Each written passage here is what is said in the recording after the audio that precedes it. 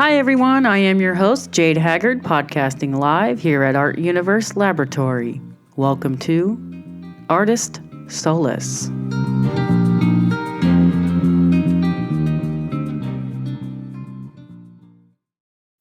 Hello again, and thanks for listening. This is episode 3 of Artist Solace, an interview with Matt Holt. Matt works currently as a full-time comedian, traveling around the United States, performing in different cities 47 weeks of the year. He has released 2 comedy albums and 2 one-man shows. Now living in Frankfort, Kentucky, Matt is also the co-founder and producer of On Tour Comedy Podcast Network. I met him back in 2008 when I started working at a comedy club here in Indianapolis. Matt has turned out to be a little source of inspiration for me, artistically. I have seen him go through some changes as a comedian via struggles and successes, but he has always been able to offer practical and inspiring advice.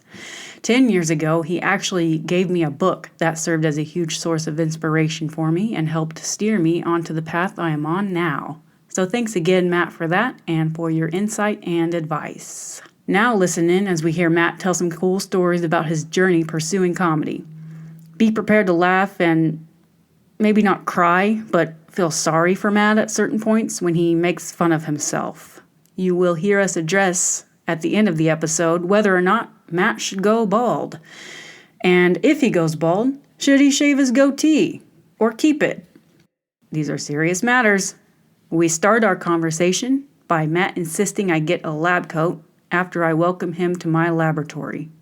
We're here at Art Universe Laboratory with my friend and comedian, Mr. Matt Holt. Hey, thanks for having me, Jade. Absolutely. Thanks for showing up. Not been in a laboratory before. I feel like I should have a white coat on. I do need to get one of those. I'm surprised you don't have one. Even before this podcast, you just seem like the type that would own a white coat. Just like a lab coat. You just like wear it around like Fountain Square or something. It says Dr. Haggard on it. Right, exactly. Or just Doc. And they got to ask questions. So how's it going, man? How are you? It's going well, man. Busy, crazy busy. Yeah. But fun. I'm on the road like 47 weeks a year, which is amazing because like when I was first starting off in comedy 20 years ago, the goal was just to have your schedule full. First the goal was to go out of town, to be paid to go out of town and do comedy. That was the goal. Then once that hit, then the next goal and that's what any art is you attain a goal and then you go on to the next one. Hopefully, just continual movement. We're sharks. We have to keep moving. And then it was finally to have a full schedule. Now I have a full schedule, and I'm like, I got to pull weeks back. I'm losing my mind. I can't get other things done. I'm spread way too thin. I don't know when this is coming out, but for the sake of the recording, last week I did shows Tuesday through Saturday, but it was Northern Indiana on Tuesday, Central Michigan on Wednesday, the Upper Peninsula of Michigan on Thursday, and then across to Wisconsin on Friday, and then Minnesota Saturday, and then had to drive back to Michigan to get my car because I carpooled with another comic, and then back down to Kentucky that day. Holy moly. So it's over 2,000 miles in a matter of a few days. And my last travel day, I was in a car for like 17, 18 hours. But the thing is, I love it. Well, yeah, that was going to be the next question. Is this something that's obviously really gratifying to you? Yeah, for sure. I mean, how's your sleep, though? I mean, do you kind of... I sleep like a rock. I mean... Do you get an adequate sleep? Because I know if you travel and you're staying in different places... Yeah, it's every tough. Night, your brain... Like, I hear that, like, half your brain, actually, if you're in a new place... Yeah, like, it's hard to fall that makes totally sense. asleep. Sometimes I'll travel with melatonin, and I'll take melatonin. I don't do that as much on the road. I do that at home more. But the problem is, like, whenever you get, like, you're tired, it's, like, you just don't, like, after a show, I don't know how it is with your art, but after a show, I can't unwind. Like, to go to bed, like, right after, it's not happening. And that's why so many times as a comic, like, I'll do a show, and let's say I do two shows on Saturday. I get done at midnight. Let's say I'm 5 hours from home. I'm probably going to drive home that night because I'm going to be wired for at least 3 hours of that. Like if I went back to the hotel and tried to go to sleep, I'm going to be awake until at least 3 a.m. So I might as well be 3 hours closer to home and just tough out those last 2 and then sleep in my own bed. You know, I mean, that's kind of the gamble, not gamble, but that's the deal I make myself. It's like, well, I'm going to be awake anyway. I might as well be driving toward home. So as far as if I get enough sleep, I probably do. I seem to require not very much. So if I get 4 hours of sleep a night, I feel pretty good. But then about once a month, I'll get like a 10-hour sleep in or something, you know, where I'll just turn everything off and just wake up when I wake up. But those are rare. I'm ready for one, though. I mean, I kind of had one when I got back from that run, you know, that run I just got off of. But it's like once a month. Mm-hmm. Yeah. I do love sleep. That's actually interesting that you say that because one of your questions was, or not question, maybe statement, I probably have experienced something like that after an art show. Mm-hmm. My first reaction was, not really. Really? Well, and this is the thing too, I'm currently taking a break on pursuing visual art like painting and drawing. Okay. Because I just don't think I was as passionate about it as I thought I was. And now I've been switching to music and podcasting. Okay. So I don't ever really remember feeling so like hyped up after an art show. Yeah, but it surprises me. But after my first podcast interview with Will Woodrow, holy shit, I was hyped up that day. I didn't get a chance to run either beforehand because the time had changed, and I just was like an hour behind what the time really was in my head. So I was like a nervous wreck when he got Sure. But he was like, man, just calm down. Well, and that was new for you too. Yeah. So it's a different experience. I think it was just so much pent up excitement because I'd been wanting to do this podcast for 10 years, and I'd actually acquired all the gear, and I'd set the interview up, and I had someone actually come over to my house who wanted to do it. But after he left, and then like that night, I was just pumped up, and I couldn't sleep very well. The next day, I still felt elated from that. It's a great feeling. I think I'm on to something here. Right. And then even last week when I interviewed Corey, my stomach hurt after he left. I've been wanting to talk to that guy for since I met him last summer at my job, and it was such a good conversation that I was just pacing around downstairs, wondering what I should do next because the house was clean because I cleaned the house. Right. Then George came home, and I was like, I don't know what to do. My stomach hurts, man. Like, I'm really excited. This is really good. He's like, let's go have a beer. Let's go. There you go. And I was like, and I think that's right, it. Sounds good. I think you have to find some way to kind of calm. I don't think it's nerves. You have to quell the excitement somehow. Yeah. And it's man. And it's different all the time. Yeah, it is absolutely. Yeah, it's absolutely adrenaline. And it's like, what do you do? And I try not to. Me 5 years ago would have been, I'm going to go out and get hammered after a show, and I just don't do that much anymore. I mean, not to the level that I used to. I still, drink beer and bourbon and whatever, but it's not a device anymore. And now it's like what you said, I'll have a beer and unwind. Yeah. Whereas before it was, I'm going to have all the beer. And that just doesn't work for me anymore. I don't like those the morning after. I'm too old for that. So it's just, whatever you find that helps you unwind. Sometimes that drive home is a great way to unwind because you can process everything. Yeah. I should have because I mentioned, I ran, before Corey's interview, I ran. Mm-hmm. Still, that helped calm me down when he got there, but maybe I should have a post-run, too. It's probably not a bad idea. And a post-run. Yeah. Or you just use it as an excuse to go have a beer with George. Or, right. Yeah, you'll figure it out. But, the issue of finding that thing that makes your stomach hurt, I think, is... It's pretty cool. Yeah. It's been interesting. And that's one thing that's hard for people to... they know that they need to find something that they're quote-unquote passionate about. not necessarily that makes them happy, but something meaningful. And it's like, man, Yeah, but how do you really but do you think that you think most people know that or not? I Know do what? that they need to find something that's meaningful. I think there's a big segment of the population that just don't. Because I mean, I look at my situation. I'm the youngest of 8 kids. And I know that I have siblings who are just living their life. They have a job, and I wouldn't say they have a career, a lot of them. They have a job that pays them money, that allows them to pay their mortgage and do the things they want to do. I don't know if the average person really chases passion.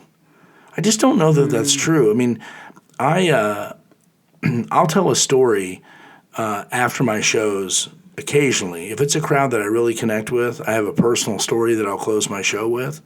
And it basically is there for a couple reasons. It's number one, it's for me to find an interesting and unique way to say goodnight to people instead of just going out on a big joke. But I also want to try to find some way to maybe find that person out there that's looking for whatever that bit of inspiration is to make them go, you know what, it's not dumb for me to go after what I really love. Yeah. So I will do that. Like, okay, this last week, that whole run that I did Tuesday through Saturday, I did a version of that story both shows on Saturday. Didn't do it any other night because I didn't feel like I connected with an audience in such a way to where it was like, they probably don't want to hear this from me. You know, I didn't feel it to be very receptive. So, but on those 2 shows that I did, you know, I had people come up to me after a show and say, wow, thank you so much for that message at the end. If that's the case, then that's perfect. Because you know how it is. You're an artistic person. There's a period of that time where you don't think that you can do it. Mm-hmm. You're talking about with this podcast. Like, you're nervous to get started, and then once you jump in, then you're like, I should have been doing this all along. Oh, God, yes. You know? Like 10 years ago when I had the idea. Right. It's amazing. Yeah. I don't think that creative, artistic people doubt themselves more than other people. I just think that they're more willing to look at the things that they should be doubting, whereas the average person, they're just going with routine and safety, and it kind of makes me sad, to be honest. I know a lot of people. I've got some people that are very, very near and dear to my heart who I just don't think they look for the things that they're passionate for. That's sad to me. Yeah, like they just, like you said, they get caught up in those routines. Right. And nothing wrong with it. I mean, and good for them for doing it. It's a matter, well, you know, sometimes I try to tell people also is if you're driving to work and you're feeling dead inside, even though it's a lucrative job, even though it has a lot of opportunity, if you're still doing that and you're driving to work and you're like, just like I said, like feeling dead, then it's at that point you should try to find something or pursue the thing that you've been thinking. Because that was my case. Yeah. Like a couple years ago. Like I have a great job. It's lucrative, flexible, lots of opportunity. Lots of people from all over the world work there. So it's interesting seeing different cultures, but you know, I wasn't concentrating on my art for a while because I was trying to reach full-time status and working a lot. And I just was sad. Like, man, something's missing. So I just started carving out time I put my kids in daycare and carving out a few days of the week where I pursued something. It was the visual art. Sure. But now that's switched to the music and podcasting. Right.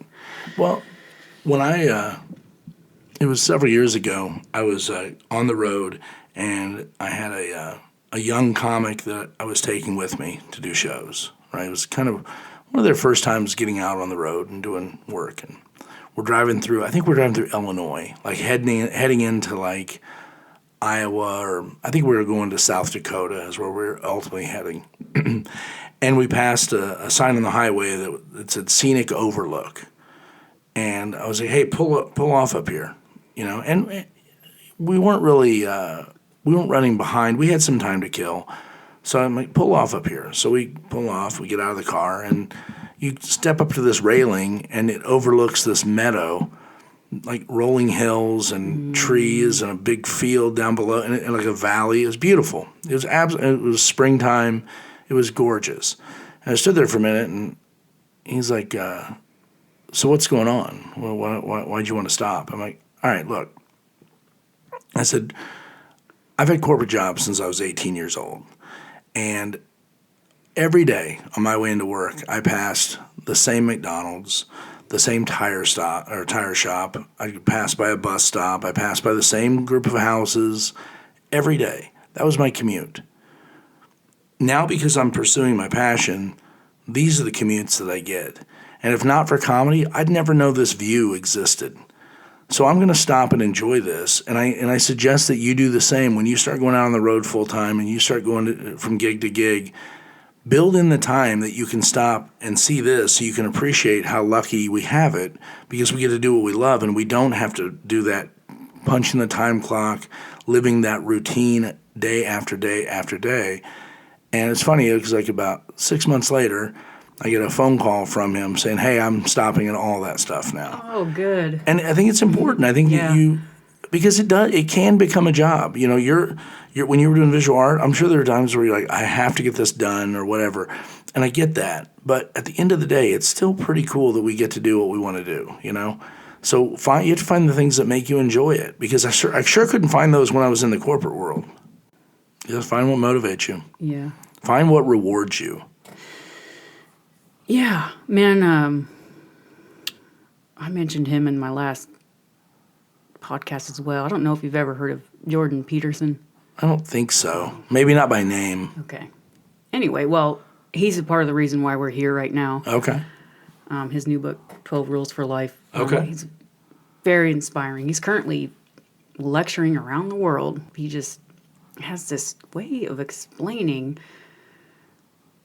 things, why you should pursue meaningful things in just a very logical way. And I was really starving for it. But anyway, so I'll try to put it in my own words. It's like, pursue something that you find meaningful, because life is suffering.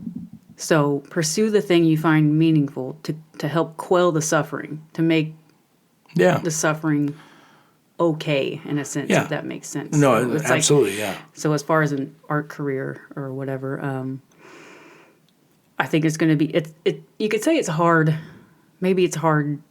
The creative process may be hard. So say with stand-up, you have to write, maybe do a lot of writing.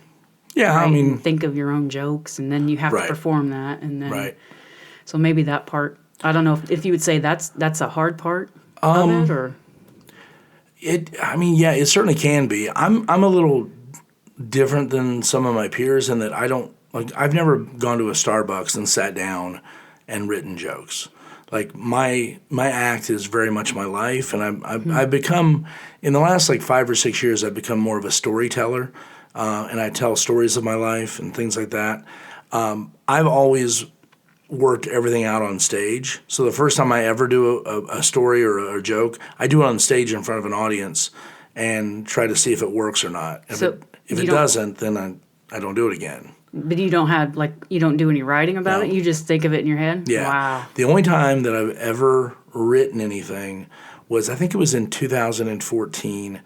I was encouraged by another comic, by Stuart Huff, actually, he suggested that I do the Indianapolis Fringe Festival.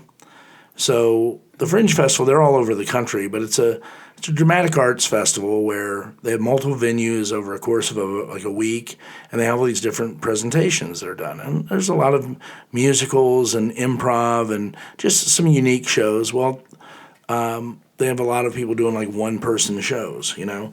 And Stuart had done a few of those. And Stuart's not just a friend, he's also someone I admire a lot. And he was like, I think that you have what it takes to do this kind of material. So I agreed, and I entered and paid my fee, and they accepted me. Now I have 9 months to write a show. Oh, so you're actively... Yeah. So the next time... I had 9 months before the festival, so I had to have something done in 9 months. So I had a hard deadline, and it took me probably 2 months to decide what I wanted that to even be. And then I sat down and wrote my first one-man show, which was called Thank You, Johnny Carson, which is essentially the reason that I do comedy is because of, as a child, one night I saw my father laughing at the Tonight Show. And this is someone who worked in a factory up until the week that he passed away. I mean, he was in the hospital because he'd gotten so sick. But up until the time he went to the hospital, he worked. Like, he never took a vacation day, never took a sick day. Up until the day he passed away, he worked, So to see someone who had that much going on, like physically, as far as how hard he worked every day, I'd never seen him laugh at anything. So when I saw that, and I was probably 5 at the time, but that showed me what the power of comedy and humor was.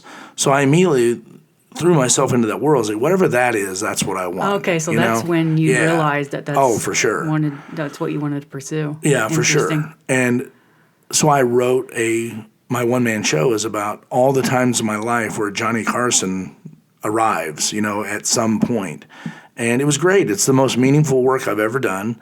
I performed it 6 times during the Fringe Festival, and I haven't done it since.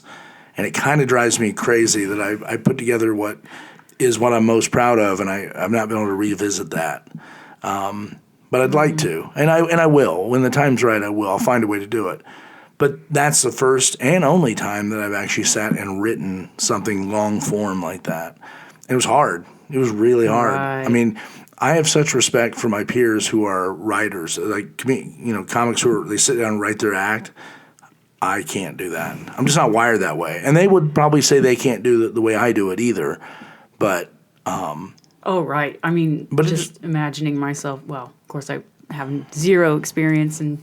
Didn't you comedy. get on stage one time? No. I thought you did. You didn't? When I was running the open mic? Well, after the show's over and then right, we're all, sure. like having our shift drinks, and sometimes I'll turn on karaoke. And one time I sang Hanson. That was about God. It. I would have. Then I sucked. I'm shocked I didn't remember that.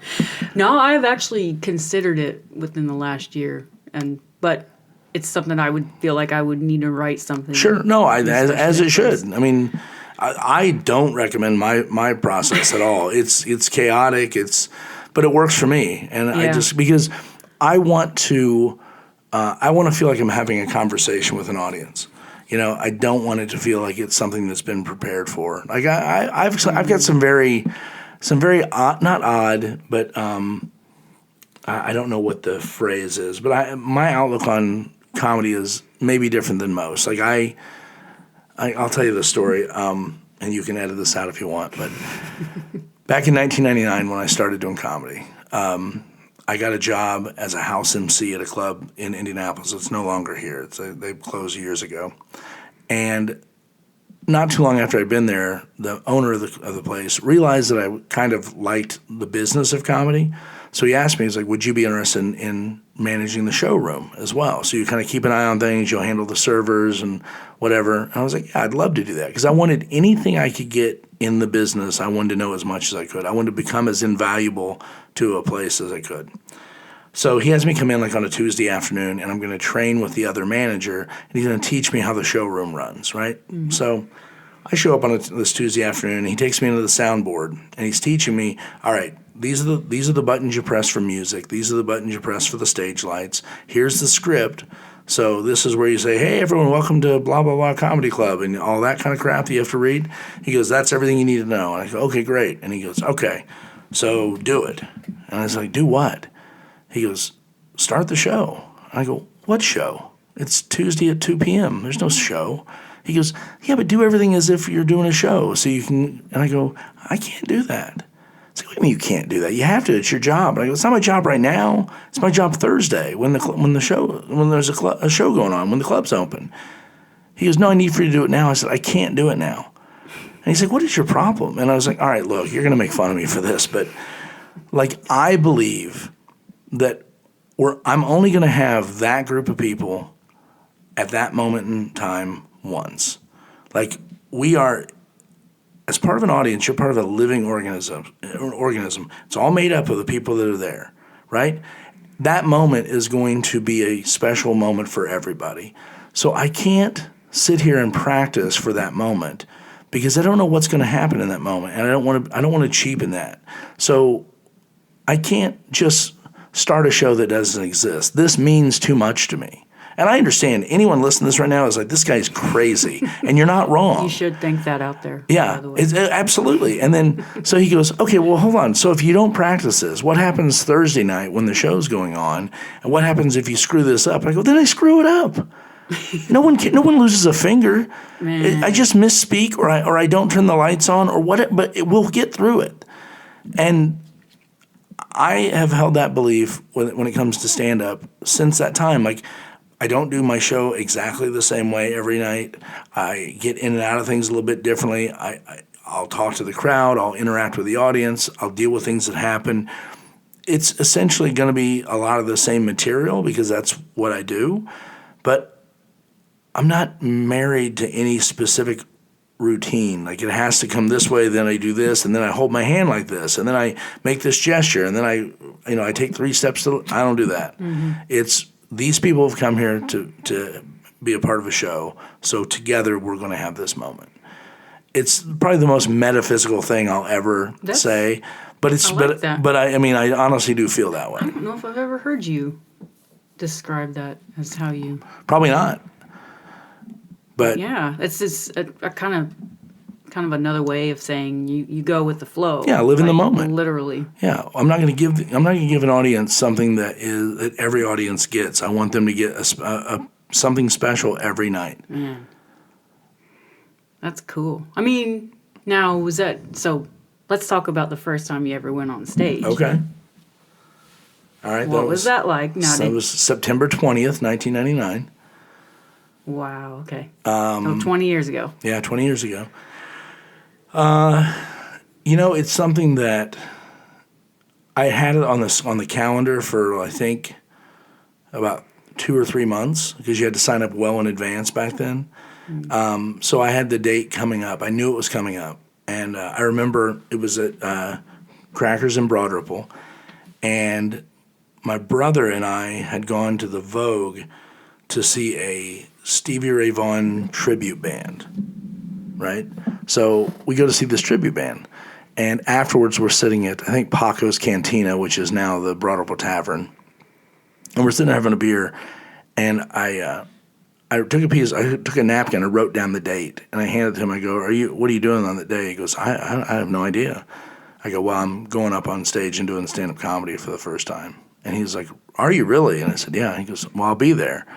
So he came to the show. At the time I was dating a girl who lived in Nashville. Her and one of my best friends drove up 5 hours and surprised me for the show. And I had a lot of people in the crowd. I was nervous, but I've never been debilitated with nerves. It's always been more energizing. Like, it's been nervous energy, but it's like, and then the first set went great. I mean, I had a really good first set, and then after that, I just kept doing it. Sure, I had sets that weren't great or whatever. I mean, we struggle, we all do, but I never felt like I was out of place. I mean, because those 3 months leading up to that first time, I really focused on what I was going to talk about. That was the most I'd ever really focused on it. But you didn't write anything down. You just kind of went over it. I had a set list. I wrote down topics, and I at that point I'd lived most of my life. I was 30 years old, so I was at the point where I had stuff from my past I wanted to talk about, but the structure of it I didn't write down. I was just like, this is the comment, this is the punchline. I'll have to commit this to memory. And like when I went on stage, I think I had a piece of paper on a napkin that said something like marriage and, whatever, and growing up. And then if I had to, I could look down and go, oh, these are the topics I want to talk about.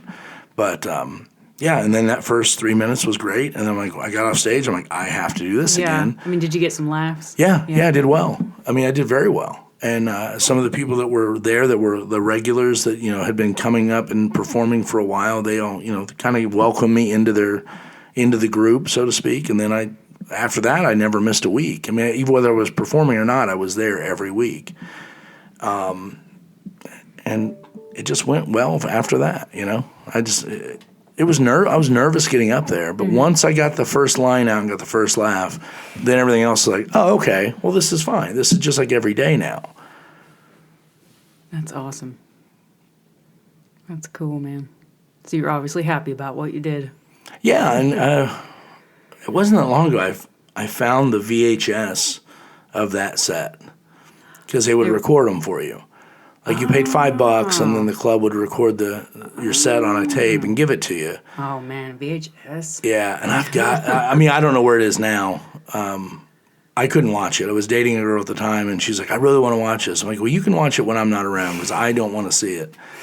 And then she watched it. Why didn't you want to see it? Because it's just probably terrible. I mean, the material was probably terrible back then, and I want to see how much less I weighed and how much more hair I had and wasn't gray. And I mean, there's nothing positive that comes out of that. I mean, I'm in a pretty happy place in my life right now. The last thing I need to do is see something from 20 years ago. And I was like, oh, look at that. That's back when I still owned property. I had a credit score that wasn't terrible.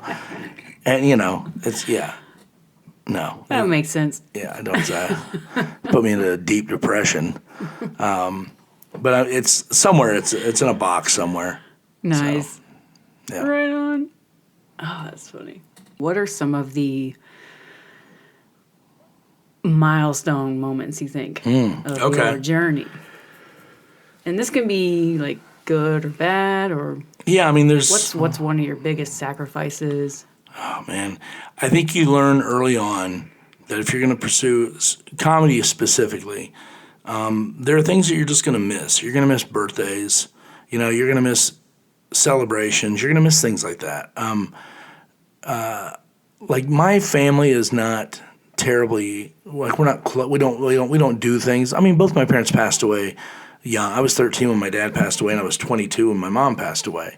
And I'm the youngest of 8 kids. Wait, how old were you? I was 13 when my dad passed away, and then 22 when my mom passed away. And so that's a lot. And I'm the youngest of 8. So by the time that my mom passed, most of my siblings had not gone on with their lives, but they had their lives. They had families and they had homes and jobs and all that kind of stuff. So once my mom passed, then that was kind of the thread that was keeping everyone together at holiday, Christmas and Thanksgiving and stuff like that. And then after that went away, I was like, well, we don't have that home base that we used to always go to. So now we'll just kind of go off and do our own thing, And I was married, for, a period of that, some of that time. So I gravitated toward that family, or whatever. But as a single guy, like being a comic's a good thing because I'm not tied to any specific rituals or expectations or whatever. But there are times where, it's like, well, yeah, I'd like to do that, but I've got to be in, Omaha that week. But that's kind of what you have to do. You have to be able to say yes. You have to say yes to stuff. So that's maybe a downfall. I mean, for me, it was always good because I was willing to go places like for the holidays. I'll go away and take a week on Thanksgiving, or I'll take a week on Christmas or whatever, because I'd just as soon work than not work. So it's fine. So that was always one of the struggles, is like, the road can be a lonely place too if you let it be that way. If you give it the power, then it can be very lonely. You have to find a way to handle that downtime or whatever. But then as far as milestones go, I mean, God, I've had a ton. I mean, this year has been I'd say the last year, 14 months, 18 months have been great. I mean, I've had a good career. I mean, I've done well. I have a good reputation in the business. I've been able to do the kind of work that I want to do.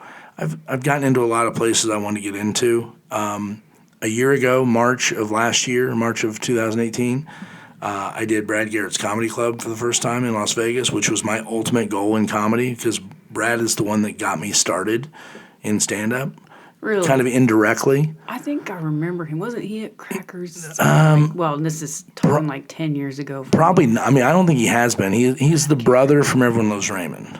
He's the tall brother. Maybe I'm thinking of John Garrett. Maybe it's a John Garrett. Oh, John Garrett was an Okay. Indianapolis guy. Okay, Yeah. maybe that's who I was thinking of. Brad's Brad 6'9". Okay, that makes sense now. He's been on, he does tons of TV and movies and everything now, but he was a stand-up, and he used to come, this back before it was called the Broad Ripple Comedy Club. It was, or before it was called Crackers Comedy Club, it was called Broad Ripple Comedy Club. And the downtown club was called the Downtown Comedy Connection. So he used to work those clubs. And I just became a big fan, and I'd go see him multiple times in a week. Like we'd go. He would come here. Yeah, he'd come to Indy. Perform at those. Yeah. Okay. So me and my friends, we would go watch him perform. I was married at the time, and we started hanging out after the shows. And then through that, he and I became friends. Like we'd talk after the show. Cool. And I hadn't told anyone that I wanted to be a comic. No one in my family I'd ever told. They might have suspected that I wanted to, but I never said it. And there was one day I told him that that's what I wanted to do, and he said, okay, well, the next time I come, he goes, tonight, you're going to go up and do 5 minutes in front of me. I'm like, there's no way. Holy shit. That's not happening. Like, I'm not ready for this. He goes, just do it. Just do it. See if you like it. So I agree. I'm like, all right, I'll do it, but it's going to be a total surprise. Like, I don't want anyone at my table knowing. He's like, I don't care what you tell people. Do 5 minutes. So we get to the club that night, and it's like 20 minutes before the show, and I start freaking out. I mean, I'm sweating. I'm uncomfortable. People at my table are, what is wrong with you? I'm literally pouring sweat. And I walk to the green room and knock on the door, and they let me in. I'm like, I can't do this. I am not ready to do this. I'm going to embarrass me. I'm going to embarrass you. This is not something I want to, I just don't want to do it this way. And he goes, okay. He goes, well, then that's fine. Don't do it tonight. Get yourself ready, and the next time I'm in town, then do it. And I looked at the owner of the club, and I go, is that okay with you? He goes, whatever you want to do is fine. I'm like, okay, I'll do the next time. So I go back to my seat. No one knows what's happening. We do the show, and then afterwards we go out, we have a couple drinks, and we go. Never told a soul that I was supposed to be on stage that night. He leaves town, he got everyone's Raymond, and never came back.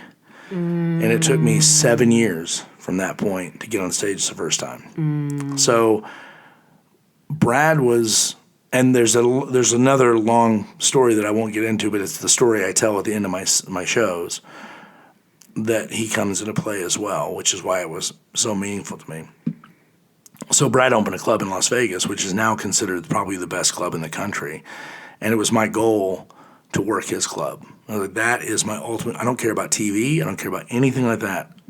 That's what I want. If I can work that club, then I've done everything I want to do to this point in the business. Last March, I got my first date and did the club. And it was going to be great. And I was so excited about it. The great thing is that night in Indianapolis where he was giving me a chance to do 5 minutes, Brad was headlining. The feature was a local Indianapolis comic named BT, who's exceptionally funny, great comic. And then I don't know who the host was. But when a guest set in comedy means that the feature act is going to give up some of their time, like 5 minutes. So instead of doing 30 minutes, they're going to do 25, so I can have 5 minutes to do. So BT was going to give up time for me to be able to get on stage. When I booked my date at Brad's club, the other comic on the show was BT. So when I got to do that club for the first time, I worked with the guy who was going to give up time for me to do time my first time on stage. And for a period of time, it looked like Brad was going to be in Vegas that week, and he was going to be performing. So my first time working Brad's club was going to be me working with the two guys I would have worked with my first time ever on stage. Like, it was this big full circle thing that had me just my heart palpitating. And then it turned out Brad ended up getting a TV show, and he wasn't theirs. But it was me and BT working it. And now I'm on the rotation of doing that club once, if not a couple times a year. Yeah. And which was huge. I mean, milestones, that's the one for me.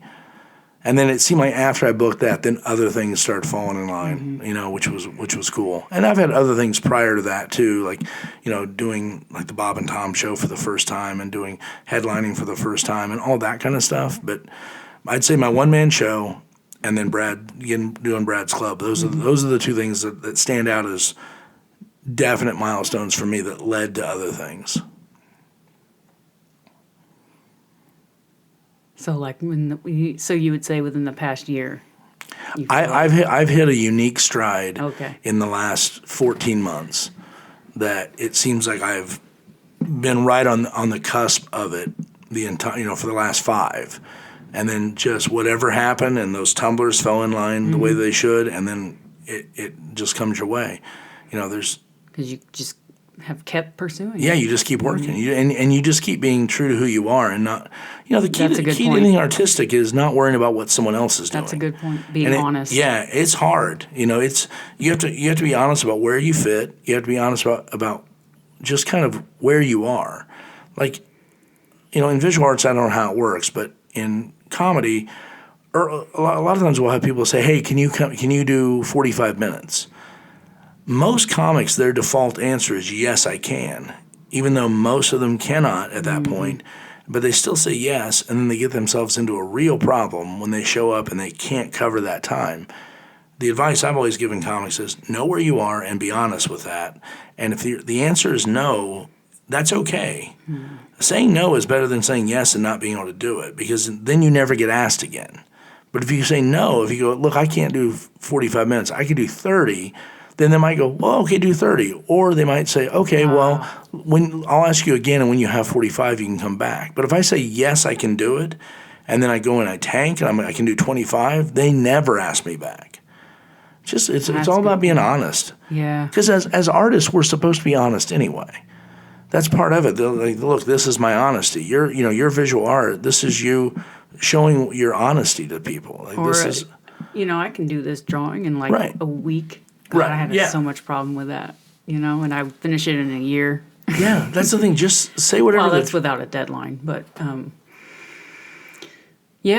of stay in your lane. Yeah, try to. Well, at least know where your lane is. So if you're out of it, you know where you're going back, and you control it. You hear people give it the advice sometimes along the lines of,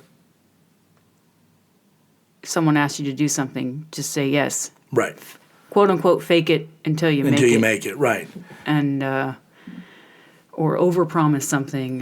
Just say you can do it, and then I believe in underpromise and overdeliver. That's the key. Underpromise, overdeliver. That's the key. Blow the doors off of them. Don't do just enough. Do more than they ever expected. Then when they're looking for something again, they're going to go, remember when we hired Jade for that? Man, that went way better than we thought. As opposed to, remember when we hired Jade? I mean, she did what we expected her to do. But so will everybody. Stand out. Find a way to stand out. And stand out on the positive. Stand out because you blow the doors off, not because you do what everyone else, you did it at the level that everyone else did. I mean, we're not in artistic endeavors to be like everybody else. God, no. No, that's something that is interesting you mentioned that, because I want to pursue music. And so my ass needs to start doing open mics before I can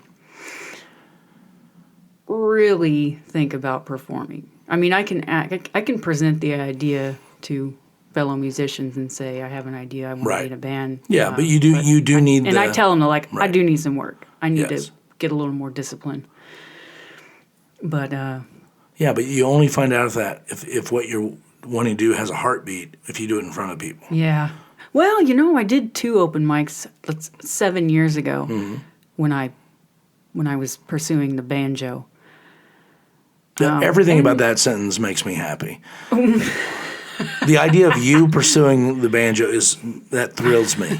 Why? Because it's an instrument that I truly love. My closest cousin is a banjo player, and he's fantastic, and I absolutely love watching him play. Really? And knowing you are the least banjo person that I can imagine, so it makes me real excited to think about that. I have 2 of them. That's amazing. I was real serious there for a while, but I think because at that time my art was trumping other things, and I was like, oh, eventually I'll play in a band. Eventually I want to pursue music, but I've acquired all these instruments. I can show you them later. I'll show you my family on your way out. But like I said, I did 2 open mics.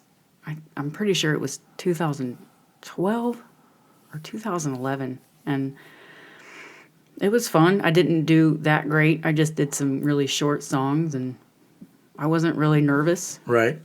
But it was fun. But I wasn't as serious about it as I am now, because now I feel a little nervous. Sure. Just because setting expectations. And it matters to you. Yeah. That's the thing. People always ask, so do you get nervous before a show? Sure, yeah, because it matters to me. Now, am I debilitated from it? No. Can I use that as fuel or whatever? Of course. But yeah, every time I walk on stage, it means something to me. So I do have a certain level of nerves. It's just, what do you choose to let them do to you? Do you let them derail you, or do you use that as fuel? And good for you on the instruments, because as I went through my first divorce, I went through my toy stage where it's like, well, I can live my life however I want. I'm going to have this and have this. And so I went out and I bought an acoustic guitar. I thought, you know what?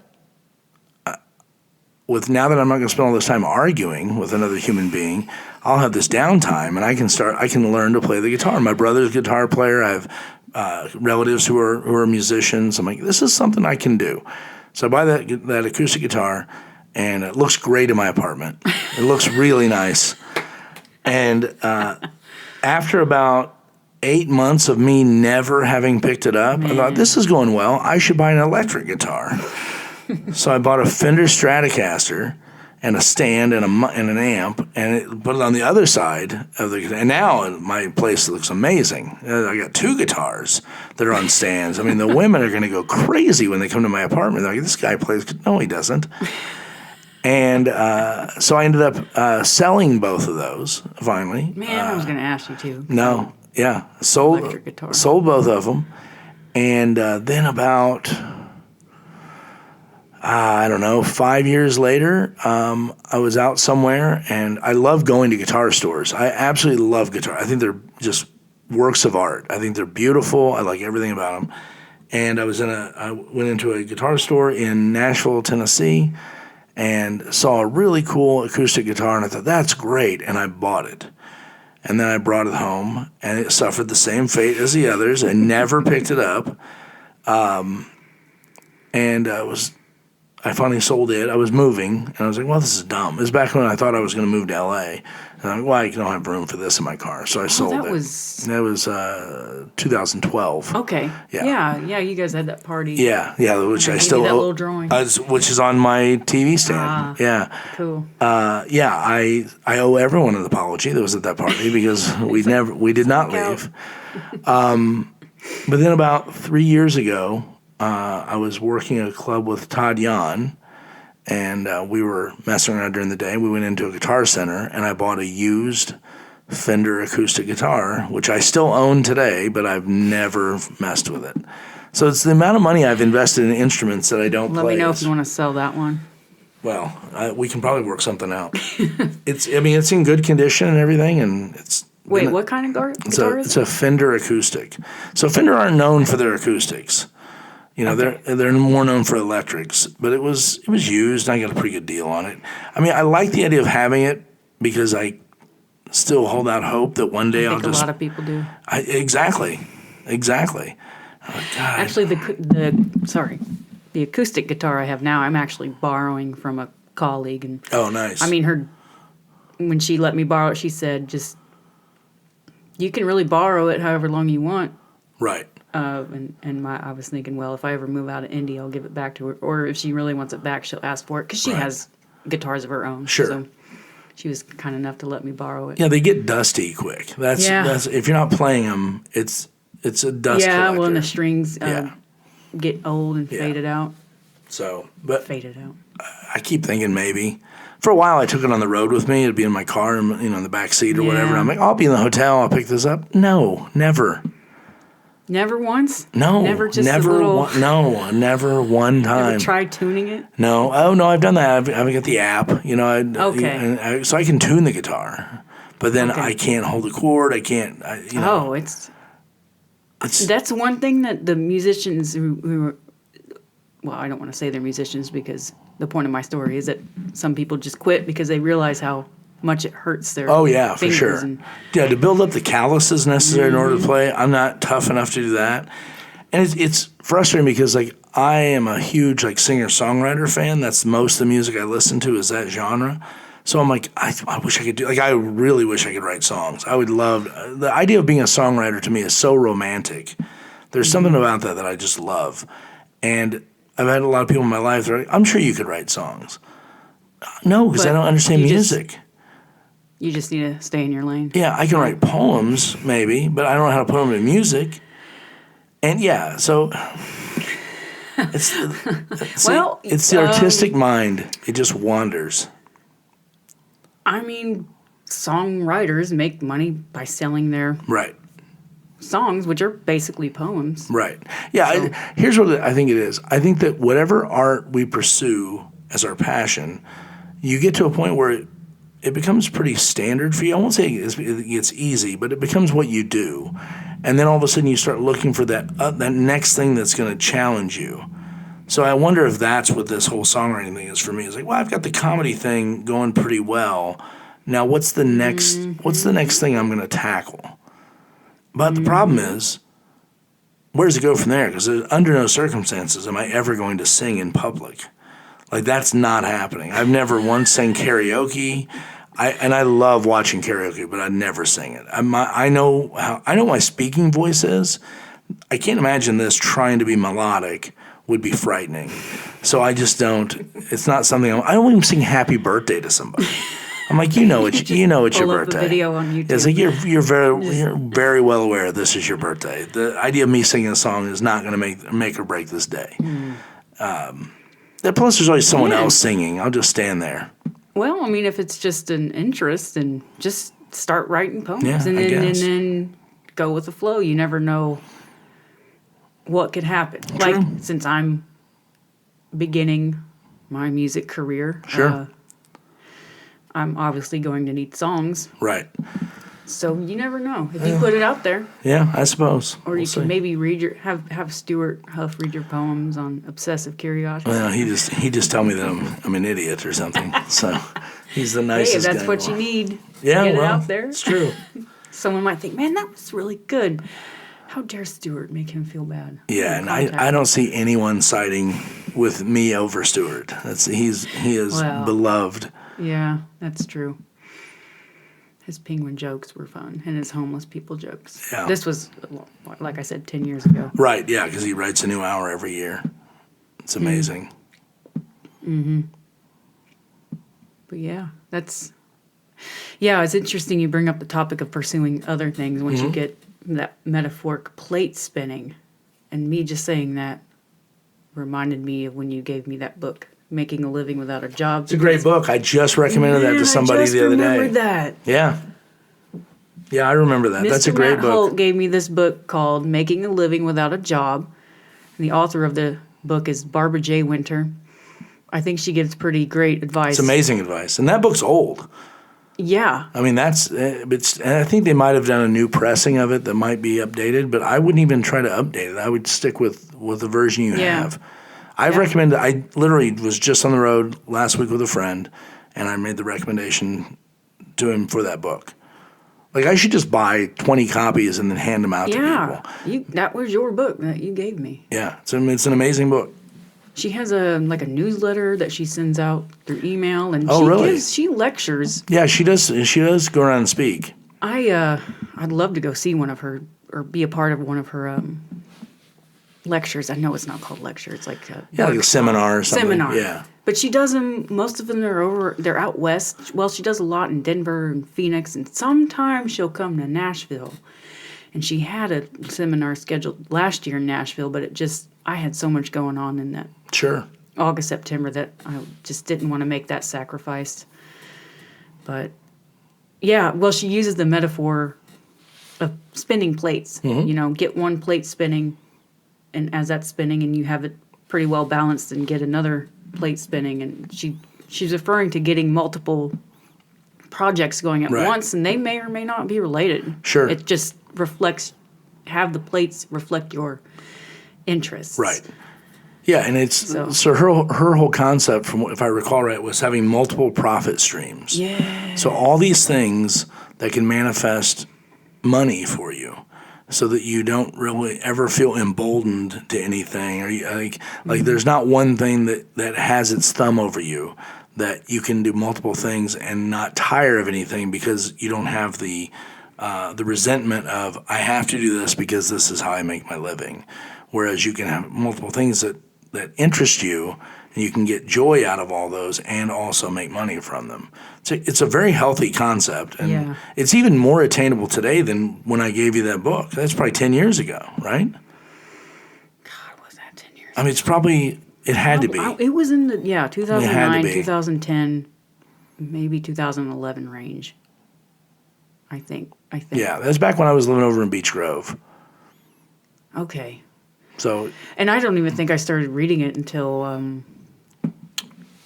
I think I had my daughter. I think it was 2015. I think I didn't start reading it until then. It's a great book. And then I was like, holy shit. Yeah, I literally just put it in my Amazon queue the other day looking for a friend, because I'm like, yeah, you need to do this. You need to get this book, and I think they did a like Kindle version of it or something. Mm-hmm. So yeah, I think it's great. There's a great book called The War of Art. You have that as well? That book right now. Mm-hmm. Yeah, by Pressfield. It's a great book. I only read it once. Yeah, I've read it. I think I've read it twice, and I probably need to go back through it because it's been a while. Yeah. Then there's such short reads, really.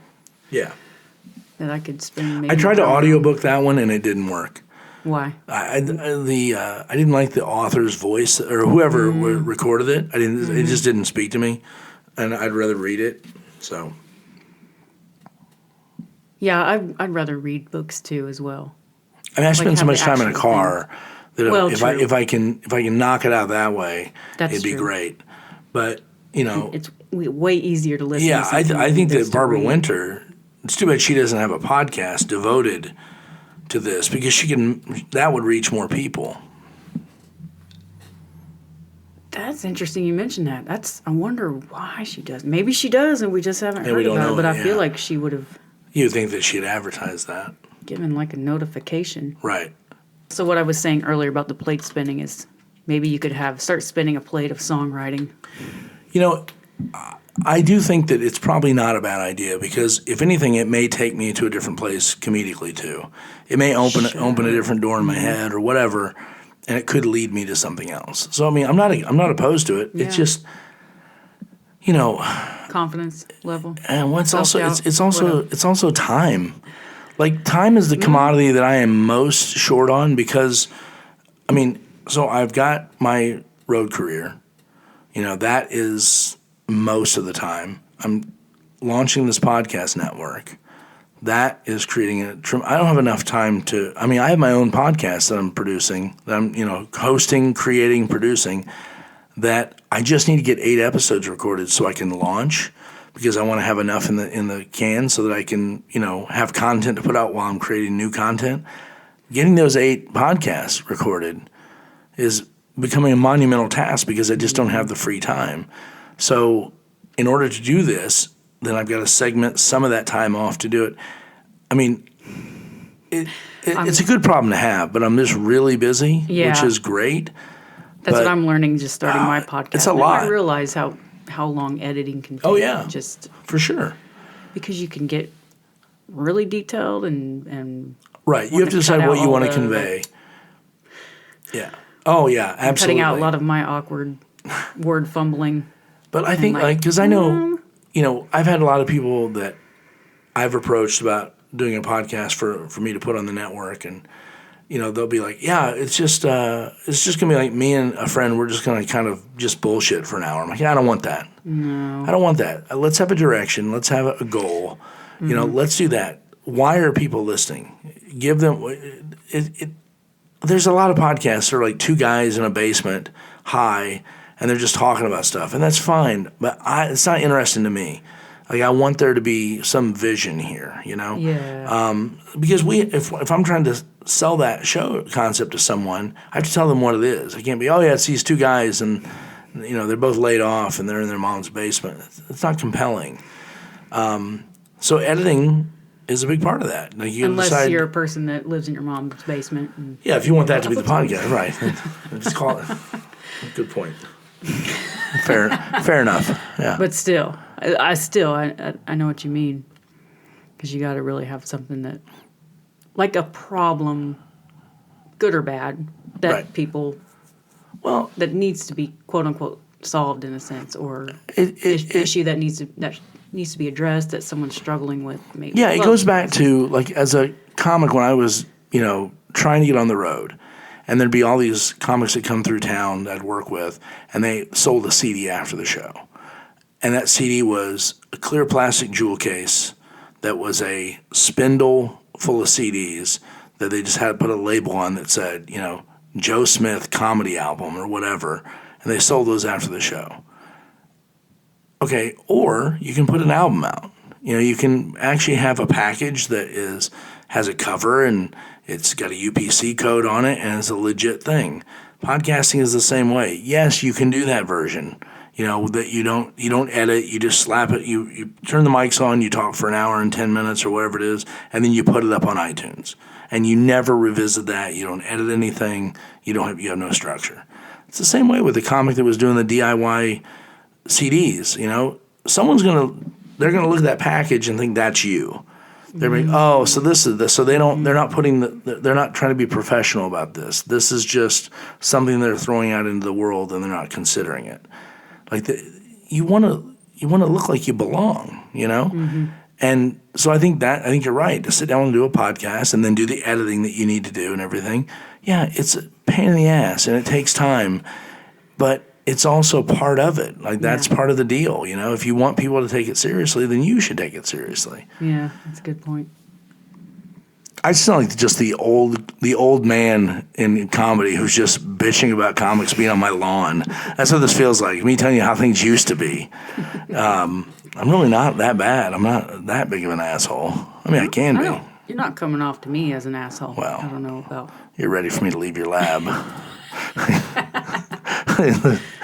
But we'll be all right. Do you want that drawing back that you made of me now? Oh, no. Okay, good. Well, not yet. Right. I'll ship it to you. Unless you're worth millions of dollars someday. Yeah, that's not. No danger of that happening anytime soon. So. I don't know. You've been working at Brad Garrett's. Well, club. once a year. Once a year. You're in show business. That's clearly the case. So cool. I get a lot of people that ask me about that drawing. Like, who is that? I'm like, it's me. Like, no, that person has hair. I'm like, all right, look, it was a while ago. Okay, I was still holding on. I was hanging on to what I didn't have. Well, maybe that reflects my artistic. No. But when I show them picture from back then, they're like, oh yeah. Man, maybe you did have more hair back then. I definitely had more hair. I don't really. Here's the thing. I don't know that I had more, but I let it grow and I was holding on to it. A lot of gel happening back in those days. A lot of gel. Yeah. Because now it's kind of, when men start buzzing the hair, because I see your hair's kind of buzzed right now. It does the job. It kind of throws you off. Yeah. Like as far as someone who's known you for a long time. Yeah, for me it just looks like shaved hair. And now that you mentioned that you used to have more hair, it's like, I don't. Yeah, for me it was one of those things where at some point I'm like, what am I doing? Like, who am I tricking here? Like, I know what's happening. As long as I've come to grips with it, what does the general public care? I mean, what's next? I start wearing, like, those jeans that have, the sparkles on the back and the bedazzled pockets, and when I buy a boat. I mean, I don't need this. Skinny jeans. Yeah, all that stuff is not happening. So finally I'm like, I'm going to run the clippers through it, and we'll be done. And no one at any point was like, oh, man, you've lost a lot of hair. I mean, they're just like, hey, you're a grown adult now. Yeah. You're not chasing something. You're not talking about how you... Until it gets to the point where you need to just let it go. Bald. But now to the point where if that happened tomorrow, fine, I'll do it. I don't care. Yeah, I mean, because you see the bald men. Yeah, with the horseshoe. Yeah. Oh, yeah. It's a good look. I think if I go bald, I think I just shave too. I don't. Sure. I don't know. I've shaved my goatee like maybe 3 times since I've had it, and it's a lot to get used to. Okay. The without. It's like, you have to answer too many questions. Like, what's wrong with you? It's like, it's not necessary. I don't need that. That's funny. Yeah. Well, Matt, I think we're going to cut the time here. All right. I've broken your spirit. You're like, I can't even go forward with this. All right. Yeah, I'm just going to delete this. Yeah, this whole thing's going to be. Oh yeah, well, there was a buzz in the recording. I couldn't use it. A lot of cars driving by. Yeah, it was a rough. Children screaming. Right. My neighbors fighting. which Does that happen? happens That's sometimes. awesome. Thanks for coming on again. Thanks for having me. I'm excited to see you doing this. This is cool. Entertaining. Thank you. Yeah, I've enjoyed watching all the stuff that you've kind of done. As you've kind of pursued all your art. So yeah, thanks for including me. Absolutely, and I'm glad to hear that things are going better for you. It seems like things have usually gone good for you. Yeah, I mean, I figured it out. I've known you probably now for 11 years. Probably, yeah. Yeah. So. Yeah, it's a matter of it's repeat. It's lather, rinse, repeat is what this is. It's like just like shampoo. It's like I thought it would. You put it in, you get it out. Doesn't it say rinse, lather, repeat? I don't think so. You might be dyslexic. Am I? Holy shit! I've been rinsing and lathering and repeating this whole time. Yeah, you're doing damage. Holy shit! You're damaging Never your mind. hair. Let's just. Your scalp is a mess. I need to leave immediately. I can't be. This is a dangerous spot. I don't blame you. So, but no, it's. I've been very lucky. I found what I like, and luckily I happen to be, I think, good at it. And then being able to manifest that, it's relative. So once I've figured all that out, then it's a matter of just putting your head down and keep doing it, and then hopefully you make it. No one has not paid me, so that's good. That's true. I mean, I tell people, look, I worked in a corporate job forever, and then finally one day I was like, I can't do both. I have to give one up. So I made the decision, and so I quit my corporate job. And then at that point it was like, okay, I'm not going to make this money anymore. So, and not like I had paychecks saved up in the bank. That wasn't the case. So I just stopped making that money. And then after that, I just lived on what I made with comedy. And, I've never had less money in the bank than I have today. But I've also never slept as well as I do. And I think that's the message for people. It's like, money is great, but it's secondary. You find a way. Yeah. And your primary, what you find meaningful is primary. Right. The money has to be secondary. Right. Otherwise, your life is not going to turn out exactly good. So it was a big lesson for me, but I'm glad it's one that I took, and I'm very happy to be where I'm at. So well, that's good. That's inspiring. Well, it's inspiring to me, and I hope it's inspiring to other people out there who are considering pursuing something. Yeah, that please they think pursue is it. Absurd. Just pursue it. Don't worry about it. Just do it. Take the jump. It's worth it. All right. Well, thanks for having me. Bye, Matt Holt. Thanks for listening, and I hope you join me on the next episode of Artist Solace, where I will be conducting an interview with musician Max Allen. Bye-bye.